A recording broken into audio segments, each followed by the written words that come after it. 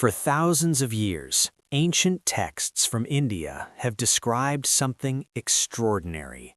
Flying machines, vehicles that could rise into the sky, travel vast distances, and in some accounts, even fight in aerial battles. They were called Vimanas. But were they real machines or powerful mythology?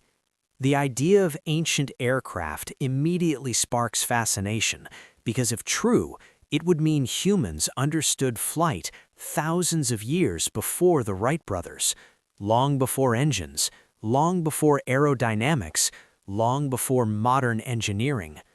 The most famous references to Vimanas appear in the ancient Sanskrit epic known as the Ramayana. In this epic, a flying chariot called the Pushpaka Vimana is described as a vehicle that could move through the sky at will. It is said to carry multiple passengers, to travel between kingdoms, even to ascend vertically. To modern readers, those descriptions sound almost mechanical, but the Ramayana is a sacred epic, a blend of history, philosophy, moral storytelling, and mythological imagery. So the question becomes, were these flying machines literal or symbolic?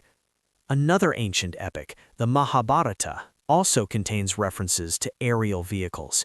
Descriptions speak of chariots moving through the heavens, weapons released from the sky, battles that sound at times surprisingly technological. But ancient literature often uses metaphor. The sky has always symbolized divine power. Movement through the heavens often represents spiritual authority. So how should we interpret these passages? In the early 20th century, a Sanskrit text known as the Vaimanika Shastra surfaced. It claimed to describe detailed technical specifications for ancient flying machines. The text included diagrams, descriptions of propulsion systems, metal alloys, and even pilot clothing. For some, this seemed like proof, evidence that ancient India possessed advanced aeronautical knowledge.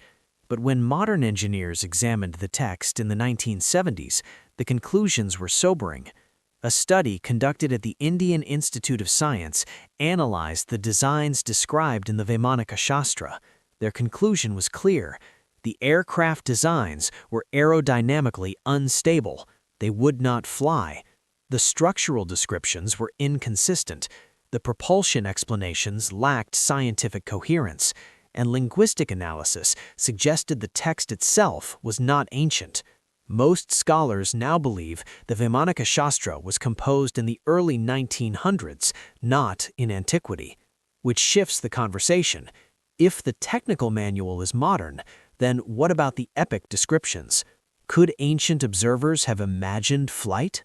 Absolutely. Humans have always dreamed of flying, from Greek myths like Icarus to Chinese legends of sky chariots to Middle Eastern stories of magical carpets. The desire to conquer the sky is universal. It does not require advanced technology. It requires imagination. An ancient Indian civilization was rich with imagination, philosophy, and symbolic storytelling. But there is another layer to consider. Ancient India was scientifically advanced in many ways: mathematics, astronomy, metallurgy, urban planning. Texts such as the Rig Veda contain sophisticated cosmological ideas. Ancient Indian astronomers calculated planetary movements with surprising accuracy. So when people hear about Vimanas, they ask, if they were so advanced in mathematics and astronomy, could they also have experimented with flight? As of today, there is no archaeological evidence of ancient aircraft, no metal fragments of engines, no mechanical parts, no airstrips, no manufacturing remnants. Unlike the pyramids or Roman concrete, which leave behind physical proof, Vimanas remain textual. They exist in literature, in imagination, in interpretation. Some alternative researchers suggest that ancient descriptions may reflect lost technologies destroyed by time. But extraordinary claims require extraordinary evidence, and so far, the physical evidence is absent. What remains is something equally fascinating: a window into ancient thought. The idea of flying vehicles tells us something profound about early civilizations. They were not limited by their environment, they were thinking beyond it. They were imagining technologies far beyond their era. That alone is remarkable. When reading epic descriptions, it is important to remember context. Ancient epics were not engineering manuals. They were spiritual narratives, moral frameworks, cultural memory encoded in poetic language. A flying chariot may symbolize divine authority, power granted by the gods, or transcendence over earthly limitations.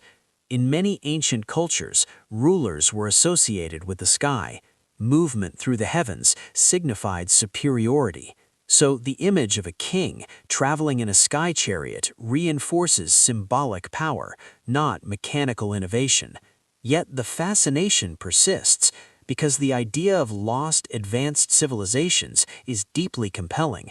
It suggests forgotten chapters of history, hidden knowledge, secrets buried by time. But real archaeology demands physical proof, and so far, none has emerged to support the existence of ancient aircraft in India. That does not diminish the grandeur of ancient Indian civilization. If anything, it enhances it, because what they truly achieved in mathematics, philosophy, architecture, and astronomy is extraordinary on its own. There is no need to add aircraft to appreciate their brilliance. The story of Vimanas is not necessarily a story of lost technology.